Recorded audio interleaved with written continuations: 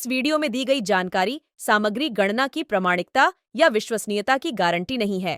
सूचना के विभिन्न माध्यमों, ज्योतिष, पंचांग, प्रवचनों, धार्मिक मान्यताओं, धार्मिक ग्रंथों आदि से संकलित करके यह सूचना आप तक प्रेषित की गई है। हमारा उद्देश्य सिर्फ सूचना पहुंचाना है।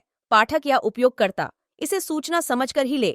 इसके अतिरिक्त इसके किसी भी तरह से उपयोग की जिम्मेदारी स्वयं उपयोगकर्ता या पाठक की ही होगी। नमस्कार दोस्तों, स्वागत है आपका हमारे YouTube चैनल सांसारिक जानकारी पर। हम आपको यहाँ पंडित प्रदीप जी मिश्रा द्वारा बताए गए उपाय जो वे अपनी कथा में बताते हैं, उनकी जानकारी देते हैं, ताकि आपको एक ही जगह पर ही सारे उपाय मिल जाए। गुरु जी के बताए गए उपाय श्री शिव पुराण से जाने गए होते हैं, इसलिए निसंदेह भगवान शिव पे विश्वास रख कर करे। इस पुराण में शिव जी को वात्सल्य, दया और करुणा की मूर्ति के रूप में महिमामंडित किया गया है। इस पुराण का पाठ करने से भक्तों के अंदर भी ऐसे ही गुणों का संचार होता है, यानी भक्तों का चरित्र भी भगवान शिव की ही तरह बनने लगता है। जो भक्त शिव पुराण का विधि पूर्वक पाठ करते हैं, वो जीवन मरण के चक्र से भी मुक्ति पा जाते हैं। बुधवार का दिन प्रथम पूजनीय देवता भगवान गणेश को समर्पित है और इस दिन विधि विधान से उनका पूजन किया जाता है। हिंदू धर्म में किसी भी शुभ या मांगलिक कार्य से पहले गणपति का पूजन अनिवार्य माना गया है। कहते हैं कि ऐसा करने से कार्य में आने वाली बाधाएं दूर होती हैं और कार्य सफल होता है। इसके अलावा बुधवार का दिन बुध ग्रह को भी समर्पित है और जिस व्यक्ति की कुंडली में बुध कमजोर स्थिति में होता है, उसे बार बार असफलताओं का सामना करना पड़ता है। ऐसे में यदि ज्योतिष शास्त्र द्वारा बताए गए कुछ उपाय अपनाए जाएं, तो जीवन में आ रही समस्याओं से छुटकारा पाया जा सकता है। आइए जानते हैं बुधवार के दिन अपनाए जाने वाले कुछ अचूक उपायों के बारे में। मंद प्रारब्ध, दूसरा तीव्र प्रारब्ध और तीसरा तीव्रतम प्रारब्ध। दूसरे नंबर का हमारा कर्म, अगर हमने बहुत बेकार कर्म है, हमारे बहुत तकलीफ है, बहुत कष्ट है, बहुत दुख है, शिव महापुराण की कथा कहती है कि सदगुरु की शरण चले जाओ। संत महात्मा जोगी सन्यासी तपस्वी साधक उपासक कोई सदगुरु के पास जाकर निवेदन करो तो कुछ हमारे पूर्व का करा हुआ पाप कटना प्रारंभ हो जाए। हमारा पुराना पाप धीरे धीरे कटे। सत्कर्म।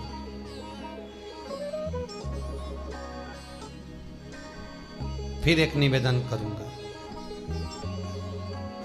जीवन में अगर बहुत तकलीफ है, बहुत कष्ट है, आपको पहले भी कहा, फिर कहते हैं, पंगात्री पड़ेगी।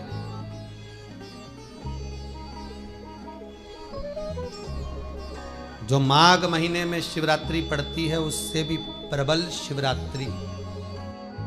ये शिवरात्रि 19 वर्ष के 2 बार गैप करने के बाद 183 वर्ष के बाद आए और 183 वर्ष के बाद फिर इसमें की शिवरात्रि प्राप्त होगी। और 183 वर्ष किसने देखे? कौन ने देखे?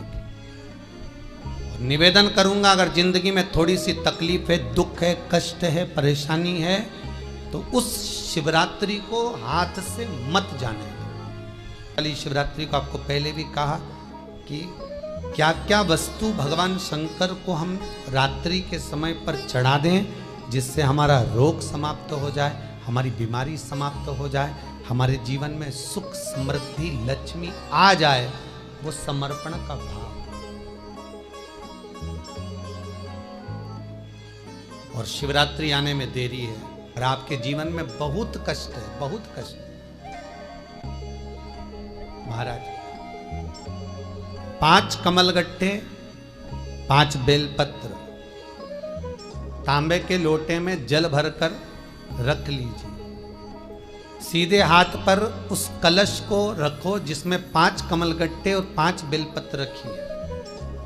श्री शिवाय नमस्तुभ्यम शिव महापुराण का मूल मंत्र है। जैसे भागवत का मूल मंत्र है ओम नमो भगवते वासुदेवाय। शिव महापुराण का मूल मंत्र है श्री शिवाय नमस्तुभ्यम। इस मंत्र का 5 बार स्मरण कर कर आपको जो तकलीफ है उसको हृदय चित्त से धरकर मस्तक से कलश को लगाकर किसी एकांतेश्वर महादेव पर, एकांतेश्वर महादेव मतलब अपने गांव से, नगर से, शहर से जो बाहर खेड़े में हो, बिल्कुल बाहर, जिस शिवलिंग पर कोई पूजन करने ना जाता हो, एकांत में बैठे हो, जंगल में बैठे हो, कहीं किसी वृक्ष के नीचे विराजमान हो, ऐसे एकांतेश्वर महादेव पर अपनी कामना कर कर वो जल समर्पित कर दो। एक बेलपत्र, एक कमलगट्टा उठाकर अपने घर पर लेकर आ जाओ। जो तकलीफ बहुत ज्यादा हो रही है 5 दिन में आपको मालूम पड़ जाएगा, 5 दिन में अंतर आ जाएगा। शिव का अनुमोदन करो, शंकर का स्मरण। महाराज, ये अश्विन का जो अधिक मास है 183 वर्ष के बाद वापिस आएगा योग। ये योग पहले मिल जाता 19 वर्ष में, पर अब मिलेगा 183 वर्ष।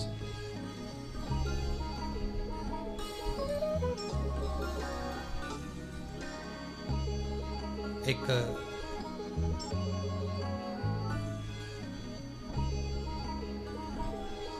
किन्हीं माता जी का एक प्रश्न था, वो ध्यान में नहीं आ रहा है वो कहाँ से थी, कि उन्होंने एक प्रश्न किया था, व्हाट्सएप पर लिखा हुआ आया था कि उनके घर में कोई बहुत ज़्यादा बीमार पड़ा हुआ है और बहुत बुजुर्ग है, लगभग 90-95 साल की हैं और शरीर गल गया, शरीर में अब कीड़े पड़ रहे हैं। सिस्टर को बुलाते हैं, डॉक्टर को बुलाते हैं, तब उनको साफ करते हैं, शरीर इतना गल चुका है। उसके लिए क्या करना चाहिए? एक निवेदन करूंगा, एक भगोनी में गेहूं रख लीजिए, एक पात्र में गेहूं, जो बहुत बुजुर्ग हो चुकी हैं, कीड़े पड़ रहे हैं शरीर में, आपने एकादशी दे दी, गीता जी करवा दी, पाठ करवा दिया, गौदान करवा दिया, मोक्ष करवा दिया, सब कुछ करवा दिया, तो भी मुक्ति नहीं मिल रही है, तो पात्र में गेहूं रखकर उन माता जी की सीधे हाथ की 3 उंगलियां उस गेहूं में डालकर उनका नाम और गोत्र बोलकर वो गेहूं गाय को खिला दीजिए। पात्र किसी गरीबड़े को, भिक्षुक को दे दीजिए। महाराज 3 या 4 दिन में मोक्ष प्राप्त हो जाता है। इतनी अगर भोग रही हैं तो कर सकते, इतना कष्ट अगर भोग रही हैं कि शरीर गल चुका है, कीड़े पड़ रहे हैं शरीर के अंदर और सारी खाल टपक टपक कर गिर रही है, तो उनकी मुक्ति हो, उनका मोक्ष। आज माता जी कह रही थी कि हमने गीता जी सुना दी, पाठ कर दिया, सब कुछ कर दिया, गौदान करा दिया, सब करा दिया, पर मुक्ति नहीं। शिव का हो, शंकर का, मेरे बाबा विश्वनाथ का स्मरण करो, मिलेगा। फिर निवेदन करूंगा, ब्रह्मा ब्रह्मलोक में रहते हैं, भगवान विष्णु बैकुंठ में रहते हैं।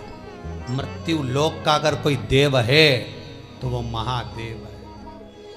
पृथ्वी का अगर कोई देवता है तो वो देव अधिदेव महादेव है।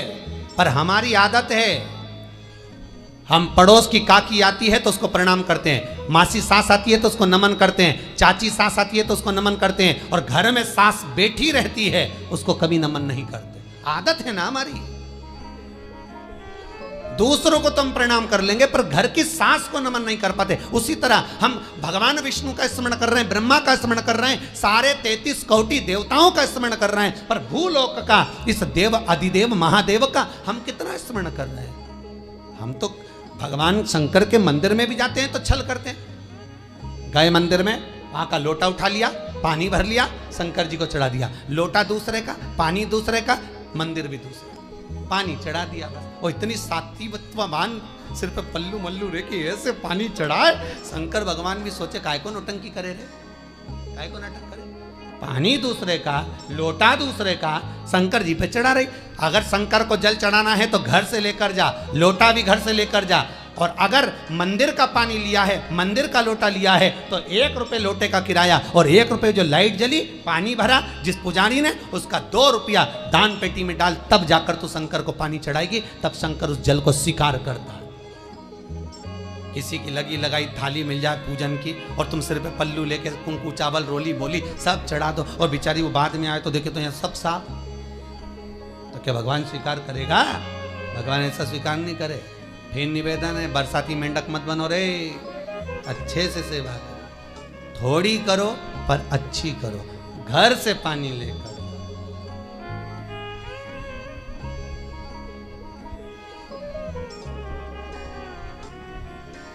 कल कोतवाली चौराहे से, हमारे सीहोर के कोतवाली चौराहे से कोई बहन जी आई थी 33 मालपुआ लेके, कहे गुरुजी संकल्प करा दो। हमने कहा पानी लाओ, तो क्या तुम्हारे यहाँ नहीं है? हमने कहा हमारे यहाँ तो कुआं है, लिया। चावल लाओ, तो क्या गुरुजी पूजन मंडप में होंगे ना चावल जरा सा। हमने कहा वापिस घर जाओ, निकलो। कितनी बार भागवत सुनी? राजा बलि के दरवाजे पर वामन भगवान खड़े हैं। राजा बलि वामन भगवान से कहता है, प्रभु आपके एक हाथ में छत्र है, दूसरे हाथ में कमंडल है। तो राजा बलि कहता है आपके कमंडल का जल दे दो, मैं संकल्प छोड़ देता हूं। वामन भगवान कहते हैं राजन, अगर मेरे कमंडल का जल लेकर तू संकल्प छोड़ेगा तो वो संकल्प मान्य नहीं होगा, तुझे स्वीकृत नहीं होगा। किसी की लगी लगाई थाली में से कुंकू चावल चढ़ा दोगे तो कुछ मिलना है क्या? अरे बोलो तो। विष्णु पुराण में तो यहां तक लिखा है कि किसी का लगा हुआ दिया, किसी का दिया मंदिर के अंदर रखा था, तुमने अपना डब्बा खोलकर बत्ती निकाल कर उसके दिए में रखकर जला दी और सोच रही है कि मैंने खूब बड़ा काम कर दिया, तो उसका तो फल ही नहीं मिला। विष्णु पुराण कह रही है खुद का दिया, खुद की बाती, खुद का दीप अगर जलाती तो फल मिलता। किसी मंदिर में तुम रोज डब्बी लेकर जाओ, बत्ती लेकर जाओ, मना नहीं है, पर उस मंदिर में पहले से 5 दिए, 7 दिए, 11 दिए तुम रख कर आओ तो जलाओ। दूसरे के रखे हुए दिए में 50 बार बाती जला कर आना, उसका कोई फल नहीं मिलने वाला, उसका कोई फल नहीं है हमारा।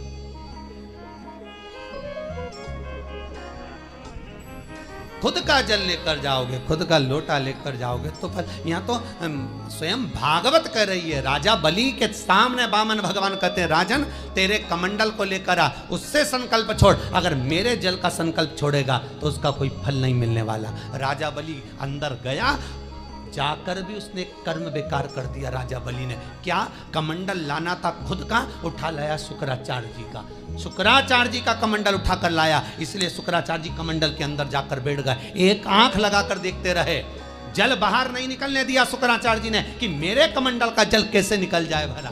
फिर भी राजा नहीं माना, तब एक कुसा खींचकर उसकी टोंटी में दी तो शुक्राचार्य जी की आंख फूट गई। शुक्राचार्य जी ने कहा राजा बलि तू जान नहीं पाया, मेरे कमंडल का जल लेकर गया और मेरी आंख फूटी है, मैं तुझे श्राप देता हूं कि तू सत्ता से विहीन हो जाएगा। राजा बलि की पूरी सत्ता चली गई, पूरी सत्ता मात्र कमंडल के जल के कारण चली गई। तो आप अगर दान करने जा रहे हो, आप कन्यादान करने जा रहे हो, आप गौ दान करने जा रहे हो, आप वस्त्र दान करने जा रहे हो, आप मालपुए का दान करने जा रहे हो, आप स्वर्ण दान करने जा रहे हो, तो जल चावल आपका होना चाहिए, संकल्प आपका होना चाहिए, दूसरे का नहीं। इसलिए नैमिषारण्य में जो 108 शिव महापुराण की पोथी बिठाई, तो वहां जो संकल्प छूटा आपके घरों में छुड़वाया, घर के अंदर। और 15 अक्टूबर को जो शिवरात्रि का उत्सव रात्रि को 9:20 से 10:20 पर इसी टीवी चैनल पर जो हम कराएंगे, उसका संकल्प आप अपने घर में बैठकर छोड़ना, यहां नहीं, अपने घर में। और अगर कोई यहां आता भी है तो साथ में पानी की बोतल लाओ, चावल लाओ, पूजा की थाली लाओ, फिर बैठो। अपना संकल्प अपना होना, उसका फल हजारों गुना प्राप्त होता है। दूसरे का जल, दूसरे का चावल स्वीकार कर लिया, उससे फल की कामना नहीं है। फिर भले 4 घंटे तक तुम ढोलक बजा बजा के गाओ, तांबा का हंडा में तातो धरा पानी और नींद आए भोला नवा के रहूंगी, भोले को अपना बना के रहूंगी। शंकर भगवान भी बोले पूरी रात गाय तो भी नहीं आऊं मैं तो गाय को है बोले ना। शिव को मनाने के लिए आडंबर की जरूरत नहीं है, शंकर को मनाने के लिए बहुत साधना करने की भी जरूरत नहीं। शंकर तो कहते हैं 3 बार ताली बजा दो, बम बम बोल दो, उतने में भी राजी हूं। पानी नी भी चढ़ाए चलेगा, ताली नी भी बजाए चलेगा, बम बम नी भी बोला चलेगा। शंकर का शिव महापुराण की कथा कहती है इतना भी ना बने तो मेरे मंदिर के सामने से निकल कर चले जा, उतने में भी कल्याण कर दूंगा। ये भी ना बने तो मेरे मंदिर का शिखर देख ले, शिखर दर्शनम सर्व पाप नाशनम। मात्र शिखर का दर्शन कर लेने पर भी मैं तेरे पाप छिन्न कर देता हूं, समाप्त कर देता हूं, तेरी जिंदगी खुशियों से भर। शिव करें उतने में भी संतुष्ट,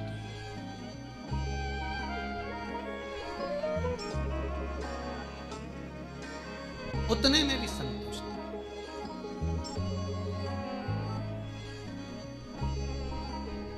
शंकर का अनुमोदन करने वाला, शिव का स्मरण करने वाला।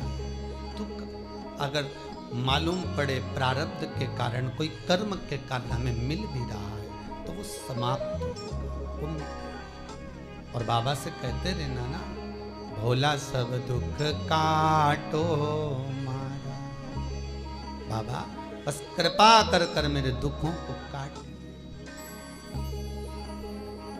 बाबा बोले शिव उस बुजुर्ग से कहते हैं तुम्हें कर्म का भोग भोगना पड़े। बाबा ये कर्म का भोग मनुष्य क्यों भोगता है?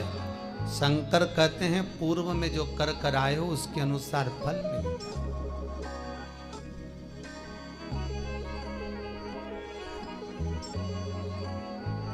अभी 2 दिन पहले की कथा याद करो, कथा में कहा था खूब भगवान ने धन दे दिया, जिसके घर में 10-10 नौकर लगे और घर का मालिक इतना चड्डा पहनकर टी-शर्ट पहनकर कुत्ते को छी करा रहा। कथा में कहा था कि नहीं कहा था? तो किसी ने प्रश्न किया था गुरुदेव इनके घर में 10-10 नौकर लगे, इनके घर के बच्चों को तो नौकरानियां पाल रही, दासियां पाल रही, और सेठ जी अच्छा चड्डा पहन के टी-शर्ट पहन के कुत्ते को छी करा रहा। तो ये कहीं लिखा, अरे गरुड़ पुराण उठाकर देखो ना, ये भी कर्म का भोग है कि तेरे घर में 10 नौकर काम कर रहे हैं और कुत्ते को छी मॉर्निंग वॉक में तू करा रहा। तुमने भी देखा होगा रे, जितने लोग टीवी पे कथा सुन रहे हैं, सही बताओ ईमानदारी से, अपनी अपनी स्वीकृति भेजना हो व्हाट्सएप पे। देखा होगा कि नहीं देखो, सुबह सुबह लोग कुत्ता इतनी शान से घुमाए, कुत्ता इनंग जाए तो वो इनंग, कुत्ता उधर जाए तो वो उधर। हमें ये समझ में नहीं आया कि ये कुत्ते को घुमा रहा है कि कुत्ता इसे घुमा, तो इधर जाए उधर, उधर जाए उधर, उधर कहाँ। इसलिए निवेदन मत बुरे कर्म कर बंदे, वरना पछताएगा। भगवान की आंखों से तू बच नहीं पाएगा, तू बच नहीं पाएगा। कर्म का भोग भोगना पड़सी पड़ेगा, चाहे रो के भोगो चाहे हंस के। इसलिए निवेदन है खूब बढ़िया चकाचक खाओ पियो मौज करो, जिंदगी अलमस्त जियो। कितनी भी जिंदगी में दुख आए रोना नहीं, सुखी रहना, मुस्कुराते रहो, क्योंकि आखिरी में जो फोटो टंगेगा वो तो मुस्कुराने वाला ही टंगेगा। तुम भले जिंदगी रोके निकाल, फोटो में तो तुम स्माइल देते ही मिलोगे, माला टंगी रहेगी मुस्कुराते। जित्तों के घर भी जाके देखोगे तो मुस्कुराता हुआ फोटो मिलना है, रोता हुआ किसी का नहीं मिलेगा, भले जिंदगी कितनी भी रोके निकाल। चित्त वृत्ति को लगाओ भजन में, कीर्तन में, स्मरण में। जितना समय गया जाने दो, जो बचा उसको शंकर में लगा दो, शिव में लगा दो।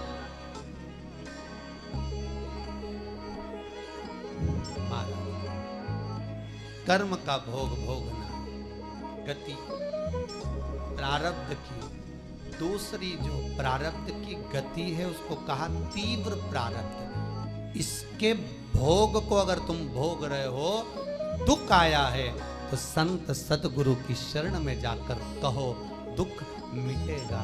तीसरा है तीव्रतम प्रारब्ध। इस प्रारब्ध में अगर बहुत ज्यादा दुख आ गया तो कुछ ना करिए, एक काम करो, एकांत में बैठकर शिव का स्मरण करो, शंकर का भजन।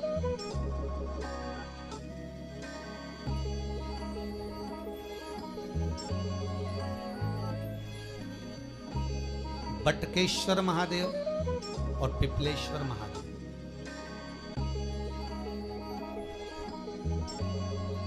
पिपलेश्वर महादेव जिस जगह पर दधीची ऋषि की धर्म पत्नी सुवार्च के सम्मुख में दधीची ऋषि के प्राण देवता ले लेते हैं, अस्थियों का कंकाल हो जाते हैं दधीची बाबा। उनकी धर्म पत्नी रोती हुई अपने पेट पर पत्थर मारती है गर्भ को नष्ट करने के लिए। वहां शंकर भगवान प्रकट होते हैं पीपल के पेड़ के नीचे। शिव जी का नाम पिपलेश्वर महादेव हुआ। जो बालक पीपल के पेड़ के नीचे जन्मा उसका नाम पिपलाद हुआ। दो महादेव अपनी पुस्तिका में लिख कर रख लो, एक बटकेश्वर महादेव और एक पिपलेश्वर महादेव।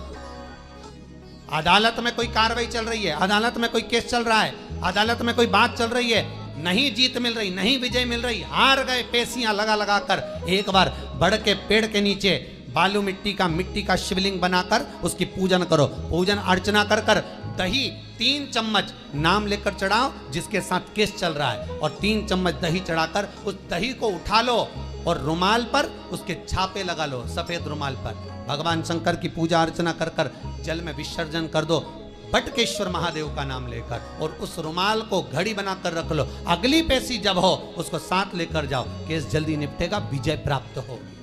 मात्र 3 सोमवार करिए बटकेश्वर का स्मरण। उसी तरह पिपलेश्वर महादेव, कितने भी बड़ी जिंदगी में रोग हो, चाहे कैंसर जैसा हो, लीवर हो, किडनी हो, कितना भी बड़ा रोग हो, भगवान पिपलेश्वर महादेव का स्मरण करिए। पीपल के पेड़ के नीचे शंकर भगवान के शिवलिंग का निर्माण कर कर उसकी पूजन अर्चना करिए, उस पर शहद चढ़ाइए।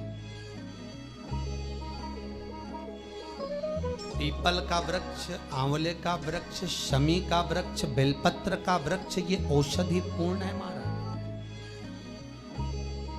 डॉक्टर ने कह दिया डायलिसिस कराना जरूरी है, तो एक बार इस शिव महापुराण का उपाय जरूर करना। डायलिसिस कराने से पहले 5 छोटे छोटे पीपल के पत्ते लेना, शंकर जी का शिवलिंग का निर्माण पीपल के पेड़ के नीचे करना, मट्टी का पार्थिव शिवलिंग निर्माण कर कर उसकी पूजन कर कर बेलपत्री 5 चढ़ाकर 5 पीपल के पत्ते, 5 शमी के पत्ते शंकर पर चढ़ा देना।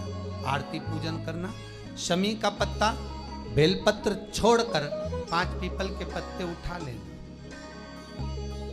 जिस व्यक्ति को डायलिसिस का बोला है उस व्यक्ति को 5 पत्ते पीस कर छान कर पिला देना। 3 दिन बाद फिर जाकर डॉक्टर को चेक करवाना, डॉक्टर डायलिसिस का मना कर दे, लीवर किडनी अपना काम करना प्रारंभ कर।